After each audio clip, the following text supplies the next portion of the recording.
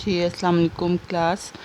आज मैं आपको फर्स्ट ईयर के chapter number 3 major of central tendency की डेफिनेशंस एक्सप्लेन करूँगी। बहुत ही इम्पोर्टेंट चैप्टर है, इसकी डेफिनेशंस भी बहुत इम्पोर्टेंट हैं। पहले इसकी डेफिनेशन है measure of central tendency, a measure that indicates the central position of the data is called measure of central tendency और मेजर ऑफ लोकेशन। कि एक ऐसी मैयर एक ऐसी कह लेंगे हम पैमाइश करेंगे दैट जो कि इंडिकेट करे central position of the data कोई भी हो सकता है। फॉर एग्जांपल किसी क्लास में एंटर हूँ और पूछा जाए कि इस क्लास की एज क्या है, तो सब स्टूडेंट्स की एज बारी बारी लिख ली जाए, तो ये हमारा डाटा है। और उस डाटा की सेंट्रल पोजीशन यानी कि अगर एज किसी की 15.5 है, किसी की 16 है, किसी की 18 है, किसी की 17 है, किसी की 16.5 है, वगैरह वगैरह, तो उसका जो बिल्कुल सेंटर वाली लोकेशन होगी, हो सकता है वो 16 ईयर्स बनती हो, तो वो हम ले लेंगे और उसको कहेंगे ये मेजर ऑफ सेंट्रल टेंडेंसी है। एवरेज क्या है? A central value that represents the whole data is called average. यानी कि किसी भी डाटा की सेंटर की वैल्यू, फॉर एग्जांपल किसी क्लास में 100 मार्क्स का पेपर हुआ है, किसी के उसमें 80 मार्क्स आए हैं, किसी के 85 आए हैं, किसी के 90 आए हैं, यानी कि तकरीबन राउंड अबाउट इसी के आसपास रहा है, तो इसके बिल्कुल सेंटर की वैल्यू उसकी एवरेज कहलाएगी। यानी कि अगर 80 से 90 वगैरह के दरमियान रहा है तो 85 जो है सेंटर की वैल्यू है और ये एवरेज कहलाएगी डाटा की, यानी कि रिजल्ट्स जो आए ना स्टूडेंट्स के उनकी एवरेज कहलाएगी। टाइप्स ऑफ एवरेज, इसकी 5 टाइप्स हैं: arithmetic mean, geometric mean, harmonic mean, median and mode. Then इसकी क्वालिटीज़ क्या हैं गुड एवरेज की? it should be easy to calculate and easy to understand, simple to understand, it should be defined by mathematical formula. बेशक आप कोई सी 2 कर लें, ज़रूरी नहीं कि आपने ये पाँच याद करनी है, आप 2 याद कर लें। अरिथमेटिक मीन पहली इसकी जो है type, arithmetic mean is defined as the sum of all the observation divided by total number of observations. यानी कि आपको पता ही है ये सिंपल फार्मूला है, x bar is equal to summation x over n, और इसी को डेफिनेशन में एक्सप्लेन किया गया है। Arithmetic mean is defined as the sum of all the observation, यानी कि ऊपर सम है तमाम ऑब्जर्वेशन का, और divided by total number of observations. ठीक है, उसके बाद फार्मूलाज हैं direct method, shortcut method, step deviation method, इसको हम कोडिंग मेथड भी कहते हैं। ये फार्मूलाज हैं, ये है मैंने आपको याद भी करवाए हुए हैं और इनसे रिलेटेड क्वेश्चंस भी हमने किए हैं, तो ये एज सच आपको कोई बहुत मुश्किल नहीं आएगी, ये आप याद कर लें। नेक्स्ट प्रॉपर्टीज़ आ जाती हैं, mathematical properties of arithmetic mean. एक बार मैं पढ़ती हूँ, आप सुन लें।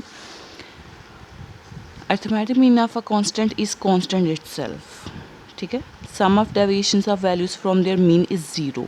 यहाँ पे साथ लिखा भी हुआ है sum of x minus x bar is equal to zero, यानी कि एक्स बार आपको पता है ना मीन है, तो तमाम वैल्यूज़ जिनसे मीन निकला हुआ है ना, जिनसे मीन निकला है उन तमाम वैल्यूज़ में से बारी बारी माइनस एक्स बार करके एंड में उसको जमा करेंगे तो वो ज़ीरो आंसर देगा। Sum of squares of deviation of values from their mean is minimum.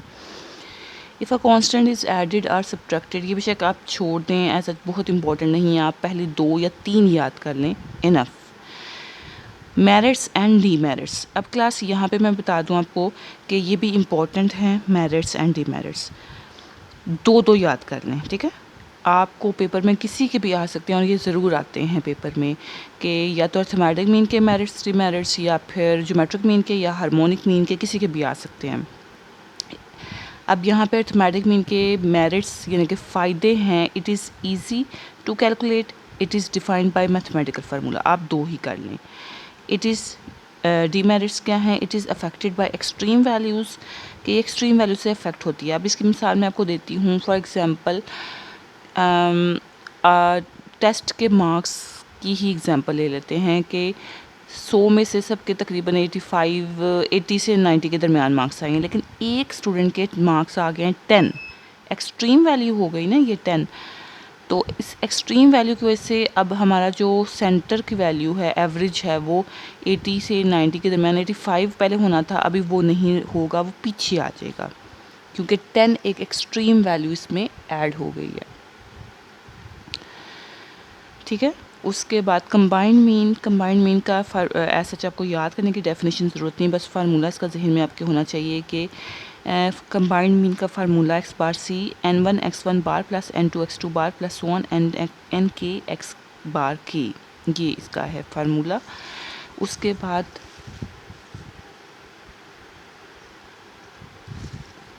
Weighted mean का फार्मूला डेफिनेशन क्या है? The arithmetic mean of values by the considering the relative importance of each value is called weighted mean. Formula इसका है summation W x over summation W. ठीक है, अब यहाँ पे मैं वेटेड मीन के बारे में बता दूँ कि वेटेड मीन अर्थमेटिक मीन से डिफरेंट क्यों है। वेटेड मीन उस सूरत में यूज़ होती है जब हम मुख्तलिफ़ चीज़ों को मुख्तलिफ़ इम्पोर्टेंस दें। फॉर एग्ज़ाम्पल हम शॉपिंग करने जाते हैं, ग्रोसरी करने गए हैं, तो हम ज़रूरत की चीज़ें पहले ख़रीदेंगे, बाद में हम उन चीज़ों पर जाएंगे जो हमारी ज़रूरत से बढ़ गए हैं, लग्जरी स्टाइल में जो आ जाएंगी। फॉर एग्ज़ाम्पल पहले हम गंदम ख़रीदेंगे, चीनी ख़रीदेंगे, और जब ये सारी ज़रूरियात हमारी पूरी हो जाएंगी फिर हम कॉफ़ी वगैरह पे जाएंगे। ठीक है, या ऐसी हम आइटम्स खरीदेंगे जो हमारी ज़रूरियात से बढ़ गए हैं। तो अब सब चीज़ों को इक्वल इम्पोर्टेंस तो नहीं देंगे ना हम पहले ज़रूरियात वाली चीज़ें खरीदी हैं, बाद में लग्जरी वाली। तो जब भी ऐसे सिचुएशन आ जाए कि हम सबको इक्वल इम्पोर्टेंस नहीं दे सकते, तो उस सूरत में वेटेड मीन हम निकालते हैं। The arithmetic mean of values by considering the relative importance of each value is called weighted mean। जी, नेक्स्ट है geometric mean. Geometric mean is defined as the nth positive square root of the product of n positive values. अब देखें, geometric mean का formula ही ये है कि x1 x2 so on xn अगर वैल्यूज़ हैं ये, तो उन सब को आपस में मल्टीप्लाई करें और इसकी पावर में, ये देखें मल्टीप्लाई किया है यहाँ पे, और इसकी पावर में जितनी वैल्यूज़ को मल्टीप्लाई किया ना, पावर में 1 ओवर वो वैल्यू लिखते हैं n।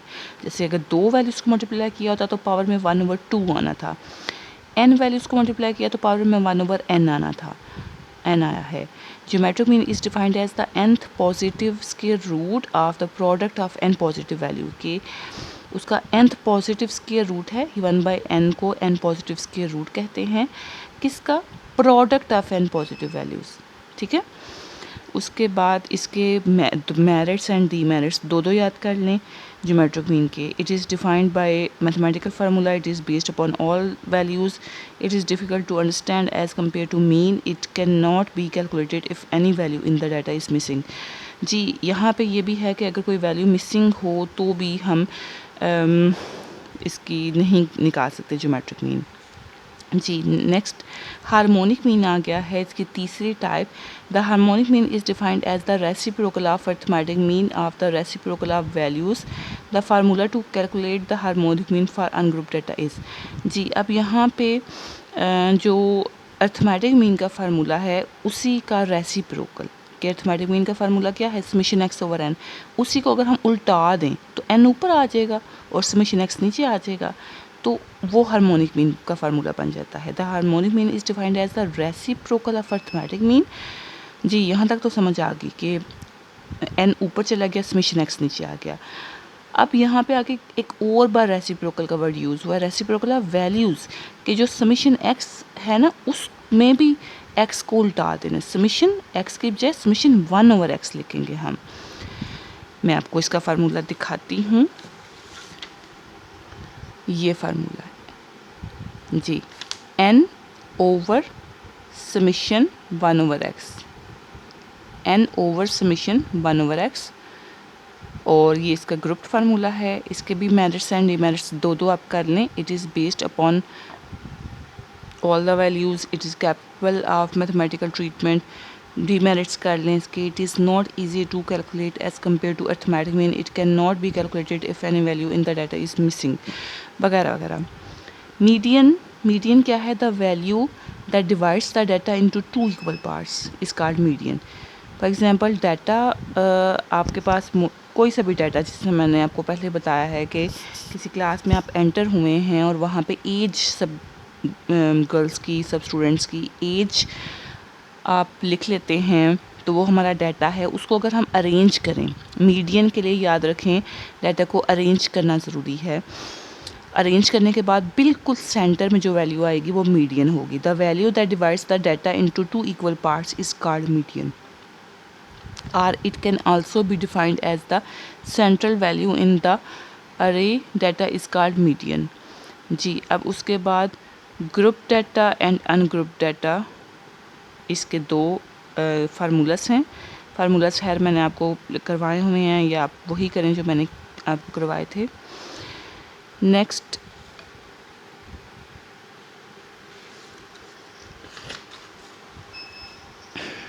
इसके मेरिट्स एंड डीमेरिट्स मीडियन के। It is easy to calculate, it is simple to understand. Demerits क्या है? It is not based upon all the values of data. अब देखिए मीडियन में इसके प्रोसीजर में यही है कि डाटा को अरेंज करें और शुरू वाली भी सारी और एंड वाली भी सारी वैल्यूज़ को छोड़ दें और जस्ट सेंटर की वैल्यू को पिक कर लें, वो हमारा मीडियन होगा। तो ये बाज़ों का एक डीमेरिट में आ जाता है कि हम शुरू वाली और आखिर वाली सारी वैल्यूज़ को छोड़ देते हैं, ठीक है, यूज़ नहीं करते। लेकिन एक लिहाज से ये मेरिट में भी आ रहा है, it is not affected by extreme values, कि एक्सट्रीम वैल्यूज़ को हम निकाल ही देंगे, यानी कि शुरू वाली और आखिर वाली सब निकल गई, तो उसमें अगर कोई एक्सट्रीम वैल्यू आ जाए ना, जिस तरह मैंने एग्जांपल आपको दी थी कि स्टूडेंट सबके मार्क्स 80 से 90 के दरमियान आए हैं, लेकिन एक स्टूडेंट के मार्क्स 10 आ जाएँ, तो वो एक्सट्रीम वैल्यू हो गई ना, और वो हमारे रिज़ल्ट पे बुरा असर डालेगी। यानी कि हमारा जो एक्चुअल में डाटा होना चाहिए, एक्चुअल में रिज़ल्ट होना चाहिए, वो तो 80 से 90 के दरमियान स्टूडेंट्स का रिज़ल्ट आए हैं ना, लेकिन वो 10 की वजह से हमारा एवरेज पीछे चला जाएगा। तो उस एक्सट्रीम वैल्यू को अगर निकाल दें, जैसे मीडियन में निकाल देते हैं एक्सट्रीम वैल्यूज़ को, तो उससे बेनिफिट ये होगा कि हमारा रिज़ल्ट 80 से 85 के दरमियान ही आएगा। जी, mode, the most repeated value in the data is called mod.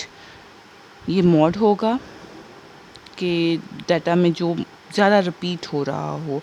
Merits and demerits इसके दो आप कर लें। It is easy to understand, it is quick to calculate, it is not affected by extreme values, it is not defined by mathematical formula, it is not based upon all the values. ये इसके दो आप कर लें। Next, quartiles. Quartiles कह लें कि median की ही टाइप है। ये मैंने आपको बहुत डिटेल में एक्सप्लेन किया हुआ है, यहाँ पे थोड़ा बहुत बता देती हूँ कि क्वार्टाइल्स क्या हैं। The values that divide the data into 4 equal parts. जितना मीडियन है ना, मीडियन के लिए डाटा को अरेंज करना तो ज़रूरी है, उसके बिल्कुल सेंटर की वैल्यू को मीडियन कहेंगे, यानी कि डाटा को 2 बराबर हिस्सों में तकसीम किया जाए। क्वार्टाइल्स में डाटा को बराबर 4 हिस्सों में तकसीम किया जाता है। तो पॉइंट्स फिर कितने बनेंगे? 3 पॉइंट्स बनेंगे। एक खुद आप सोचें, लाइन एक आप लगा रहे हैं, उसमें डाटा को 4 पार्ट्स में किया जा रहा है डिवाइड, तो कितने पार्ट्स, कितने पॉइंट्स कह लें होंगे।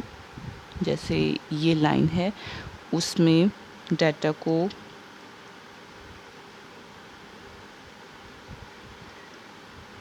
1, 2, 3, 4 हिस्सों में तकसीम किया गया। तो कितने पॉइंट्स ने तकसीम किया? 1, 2, 3। 3 पॉइंट्स ने डाटा को 4 हिस्सों में तकसीम किया।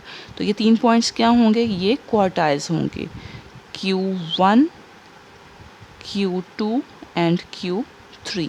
अब इसमें Q2 जो सेंटर वाला होगा वो मीडियन के बराबर होगा। खैर, ये आप को मैं बहुत एक्सप्लेन कर चुकी हूँ, इसको आप बहुत डिटेल में अभी नहीं बताऊँगी। डिसाइल्स क्या हैं? इसी तरह लाइन जो है ना, लाइन को यहाँ पे 4 हिस्सों में तकसीम किया गया है, तो डिसाइल में 10 हिस्सों में तकसीम किया जाता है, ठीक है। और 10 हिस्सों में तकसीम 9 पॉइंट्स करेंगे। जैसे यहाँ पे 4 हिस्सों में तकसीम 3 पॉइंट्स ने किया है, तो 10 हिस्सों में तकसीम 9 पॉइंट्स करेंगे, तो वो डिसाइल D9 तक जाएगा, D1, D2, D3 so on D9। जी, नेक्स्ट लास्ट इसमें क्या है? परसेंटाइल्स। परसेंटाइल में इसी लाइन को हम 100 पार्ट्स में डिवाइड करेंगे और पॉइंट्स कितने बने 99, यानी कि P1 P2 P3 so on P99 ये पॉइंट्स आ गए। और यहाँ पे हमारा थर्ड चैप्टर ख़त्म हो गया है डेफिनेशंस का। ओके, अल्लाह हाफ़िज़।